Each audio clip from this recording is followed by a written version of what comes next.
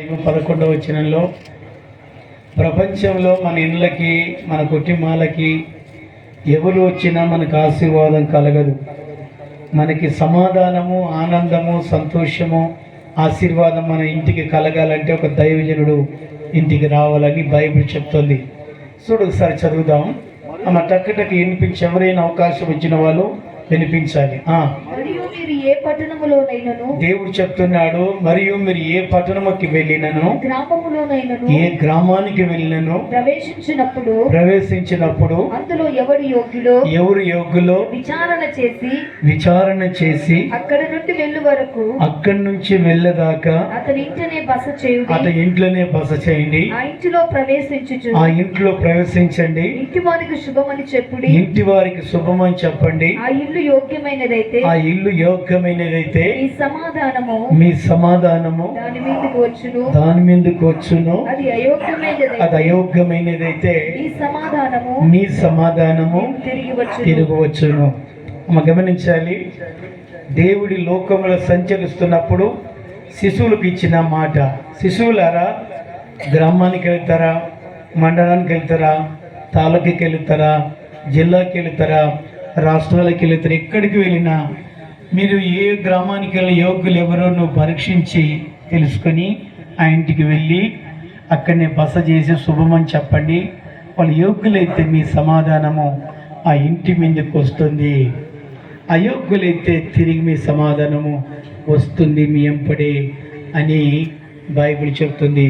దేవుని బిడ్డలారా, ఈ ప్రపంచంలో మన ఇంటికి ఏదైనా ఆశీర్వాదం రావాలి, దీవెన రావాలి, లేదంటే స్వస్థతకు జరగాలి, మన ఇంట్లో ఏదైనా మేలు జరగాలంటే ఒక దైవజనుడు ఇంటికి వస్తేనే జరుగుతుంది కార్యాలు. లేకపోతే ఎవరైనా కానీ మనకి తెలిసిన బంధువులు, స్నేహితులు, మంచి బాగా డబ్బున్న వాళ్ళు మన ఇంటికి వస్తే ఆశీర్వాదం కలుగుతుందని కానీ బైబిల్లో లేదు. అందుకొరికి మత్తయి సువార్త 10:40 వచనంలో ఏమని చెప్పాడు యేసు ప్రభు? మిమ్మల్ని చేర్చుకునేవాడు నన్ను చేర్చుకునేవాడు నన్ను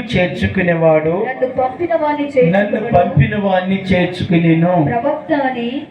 ప్రవక్తను చేర్చుకునేవాడు. ఒకవేళ ఎవరైనా కానీ దైవజనుడు ఇంటికి వచ్చినప్పుడు ఒక ప్రవక్తగా నా ఇంటికి వచ్చాడని విశ్వసించి, నువ్వు ప్రవక్తగా విశ్వసించి చేర్చుకుంటే ప్రవక్త ఫలం పొందుకుంటావు.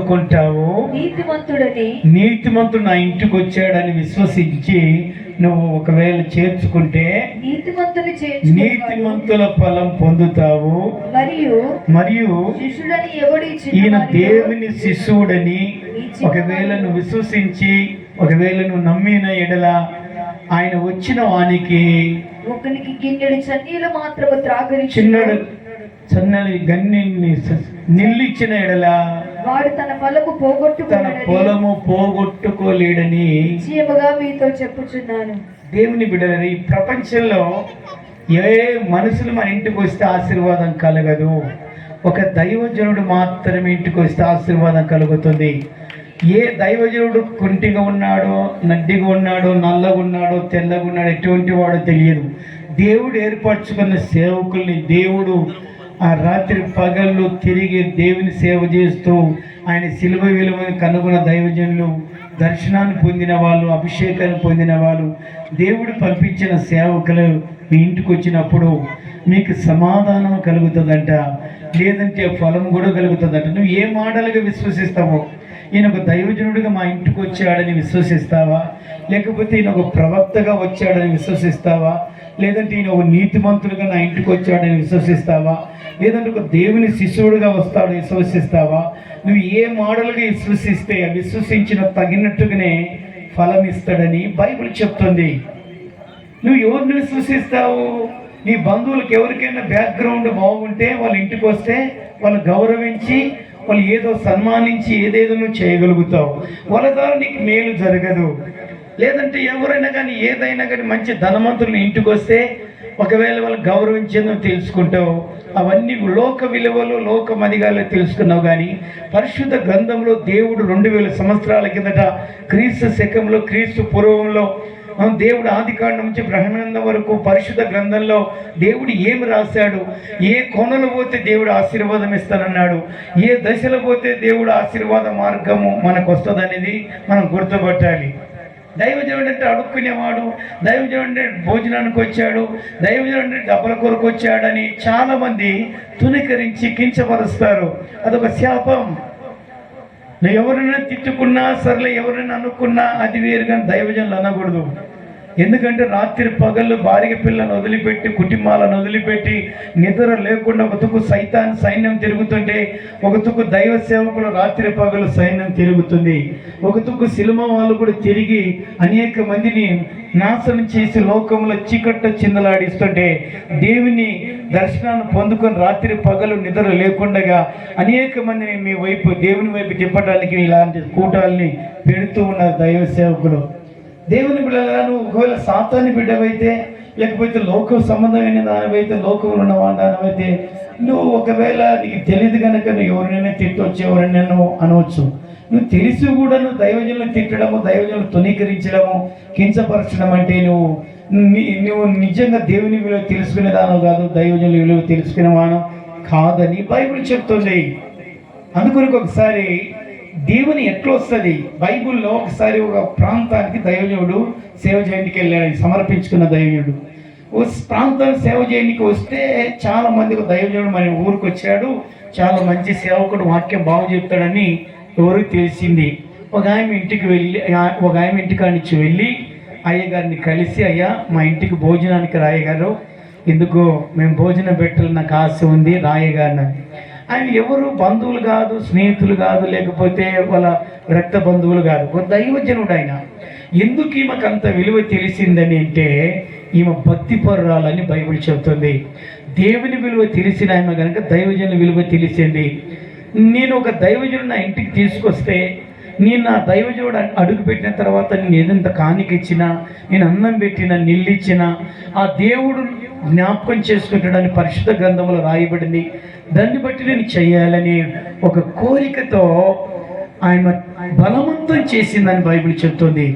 2 రాజుల గ్రంథం 4వ అధ్యాయము 8వ వచనం చదువుదాం. బైబిల్ ఉన్నవాడు, ఒక దినమందు ఎలీషా షూనేము పట్టణానికి పోగా గనురాలైన ఒక స్త్రీ ఆ భోజనానికి రమ్మని అతని బలవంతం చేసిందంట.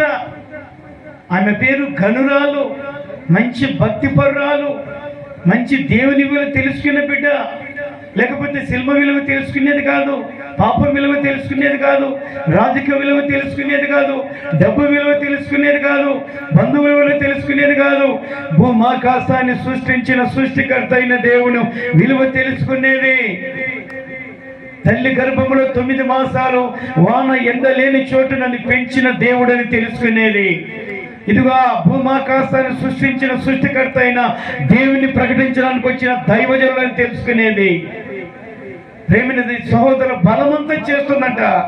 దైవజనుడా మా ఇంటికి రా, మా ఇంటికి రా, మా ఇంటికి రా అని బలవంతం చేస్తే తిన్నగా ఇంటికి వెళ్ళాడు. ఇంటికి వెళితే ఏం చేసిందైనా, అతడు ఆ మార్గమున వచ్చినప్పుడల్లా ఆమె ఇంట్లో భోజనం చేస్తూ వచ్చాను. కాగా ఆమె తన పెనిమిటిని చూచి మన యొద్దకు వచ్చుచూ పోవచ్చున్నవాడు. గమనిస్తుంది, దైవజనుడు మా ఇంటికి భోజనం తినే ఈ రోజున నువ్వు ఎక్కడైనా ఆ ప్రాంతాన్ని సువార్త చేసినప్పుడల్లా మా ఇంటికి వచ్చి రా అయ్యగారు, వచ్చి మీరు తినేళ్ళండి అయ్యగారు అని. ఎందుకంటే ఈమె భక్తి పర్రాలు కనుక, దేవుని విలువ తెలిసిన బిడ్డ కనుక బాగా ప్రేమిస్తూ ఆతిథ్యం ఇస్తూ ఉంది. ఈ ఎలీషా దైవజనుడు అప్పుడప్పుడు అక్కడక్కడ పోంతలకి వెళ్ళి స్వార్థ చేసి ఈ ఇంటికి వచ్చి భోజనం తినిపోయేవాడు. ఒక రోజున ఆయన నడక పడకని చూసినది.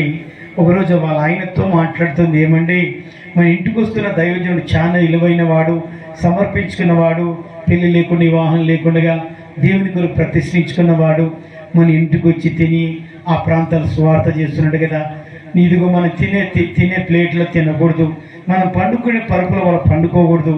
ఇదిగో ఆయన కొరకు ఒక గద్దె కట్టిస్తాము, ఆయన కొరకు ఒక దీప స్తంభం పెడదామయ్యా, పైన ఏదైనా కానీ పైన ఒక గద్దె కట్టిస్తామని ఈ భర్తకి ఈ గనురాలు ఆ దైవ సేవకుల కొరికే ఆలోచన చేస్తే, ఈమె నీతిమంతురాలు కనుక, విలువైన బిడ్డ కనుక తన భర్త కూడా అంగీకరించాడు. హల్లెలూయా. హల్లెలూయా. ఈమె విలువైనది గనక, ఈమె మంచి మదిగారస్తురాలు గనక, దేవుని యందు భయభక్తులు కలిగిన బిడ్డ గనక, సరే మంచి దైవజనుడు అంటున్నావు కదా అని మేడగద్దె మీద మా మేడగద్దె మీద కట్టి ఒక మంచం వేసి ఒక బల్ల వేసి ఒక దీపస్తంభం పెట్టి చేసింది.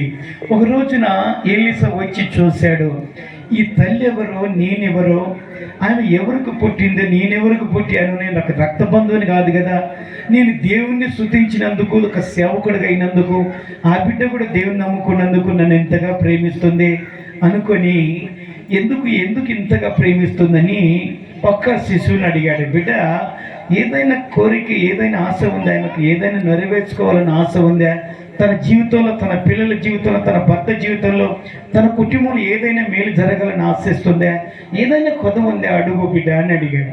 అడిగితే ఆయన అన్నాడయ్యా, వాళ్ళు మంచి రైతులు, ఉన్నత స్థానంలో ఉన్నారు, డబ్బులు ఉన్నాయి, హెన్ను ఉన్నాయి, కానీ పిల్లలు లేరు, గుడ్రాలు, అనేక సంవత్సరాలైన పిల్లలు లేరంటే అప్పుడు ప్రార్థన చేసి యేసు నామములు అన్నాడు, అమ్మా నేను ఎక్కడి నుంచి వచ్చానో నన్ను గుర్తెరుగు, దైవజనుడిగా నన్ను సన్మానించి ఇంతగా ప్రేమించావు బిడ్డ, ఇదిగో నేను వచ్చే సంవత్సరం దేవుని నామల మళ్ళీ నీ ఇంటికి వస్తాను, వచ్చే లోపల దేవుడు నన్ను పంపించిన దేవుడు నీ గర్భఫలం ఇవ్వనుగాక అన్నాడు. చప్పలు కొడతా, గట్టిగా చప్పలు కొడతా. ఖచ్చితంగా నీ ఒడిలో దేవుడు కుమారుని ఇస్తాడు అని ప్రవచనం ఎత్తి దేవుని నామలో చెప్పిపోయాడు. సరిగ్గా రూట్ చేసి దేవుడు దాన్ని నెరవేర్చాడు. హల్లెలూయా, హల్లెలూయా. మొయ్యబడిన గర్భము దేవుడుగా దైవజనుడు మాట్లాడుతుండగా దాన్ని రూట్ చేశాడు దేవుడు.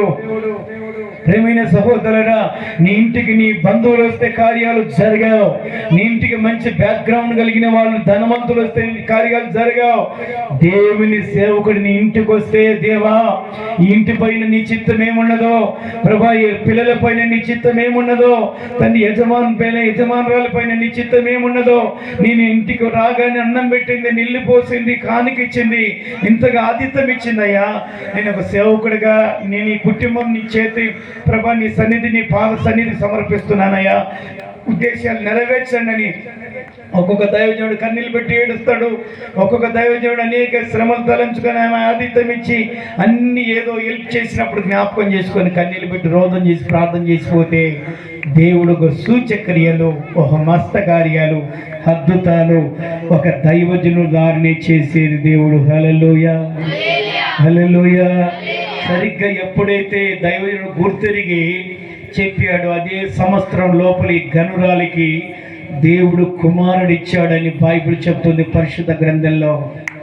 దేవుని బిడ్డలారా, పోయి డాక్టర్లను అడుక్కుంటావు, 10 సార్లు నీ డబ్బులు అయిపోగొట్టుకొని, వైద్యులను అడుక్కుంటావు, భూమాకాశాన్ని సృష్టించిన సృష్టికర్త అయిన దేవుని గంటలుగా మోకాల మీద ఉండి దేవుని అడగాల. పెద్ద పెద్ద దైవజనులు ప్రార్థన చేస్తుంటే భూమి చీలిపోయింది. చాలా మంది దైవజనులు ప్రార్థన చేస్తే సముద్రాలు చీలిపోయినాయి. అనేక మంది దైవజనులు ప్రార్థన చేస్తే ప్రపంచాన్ని సూర్యుడు ఆగిపోయాడు. నువ్వు దేవుని విలువ తెలుసుకోవాలంటే, దైవజనుల విలువ తెలుసుకోవాలంటే నువ్వు ప్రార్థన జీవితం కలిగిన దానవై ఉండాలా. ఒక పోతున్నది కాదు. దేవుని బిడ్డలారా, బైబిల్ చెప్తున్న మాట